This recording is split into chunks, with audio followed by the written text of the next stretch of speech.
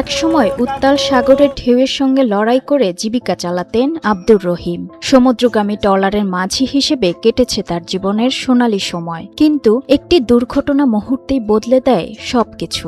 আজ সেই মানুষটি শারীরিক অক্ষমতা নিয়ে অন্যের দেয়া মাছ বিক্রি করে কোনোরকম সংসার চালাচ্ছেন।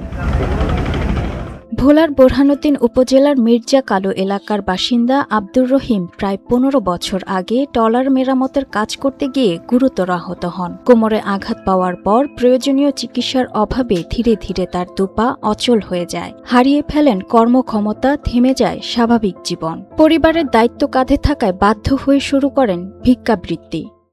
খুব অসহায়, প্রত্যেকটা নৌকার ধারে ধারে যায়। আমাদের সাম্রাজ্যঘাটে একজন পঙ্গু মানুষ নৌকা দিয়ে মাছ খোঁজে, হাত দিয়ে ইয়ে করে বাইরে যাইতেছে, মাছ দেয় কেউ দেয় না।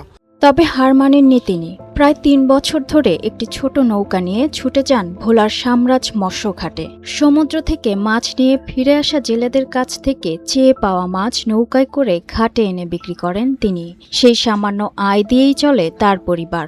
উনি এই জায়গায় নৌকা বাইসা বাইসা আয়া মানুষের কাছ থেকে চায়া চেয়া মাছ উঠে খাইতে আছে। মানুষের কাছে যায়, ওর কাছে যায়, ওর কাছে যায়, কেউ দেয় কেউ দেয় না, দিয়ে দিয়ে মানুষের কাছ থেকে চায়া চেয়া উনি খাইতে আছে। ওনার দুইটা পা পঙ্গু, দুইটা পা একটু নাড়াছাড়াও করতে পারছে না। হয়তো নৌকার কাছে আসলে কেউ মাছ দেয় কেউ দেয় না।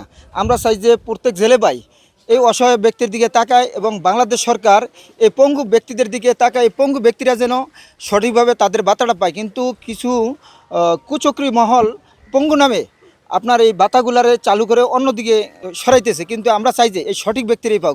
ওনাকে কেউ দেয় কেউ দেয় না। আমরা চাই যে প্রত্যেকটা নৌকার লোকজন এদেরকে সহায়তা করুক, অসহায়কে সহায়তা করুক। অসহায়ের পাশে আমরা সবাই দাঁড়াই। কখনো মাছ পান, কখনো বা খালি হাতে ফিরতে হয়। তবুও প্রতিদিন জীবিকার আশায় নৌকা নিয়ে ঘাটে ছুটে যান তিনি। একসময় যিনি সাগরের ঢেউ জয় করেছেন, আজ তাকে লড়তে হচ্ছে অভাব ও অনিশ্চয়তার সঙ্গে। একটি ছোট কর্মসংস্থান বা সহায়তা পেলে আবার নিজের পায়ে দাঁড়ানোর স্বপ্ন দেখেন আব্দুর রহিম। Sadia Akter, Times today.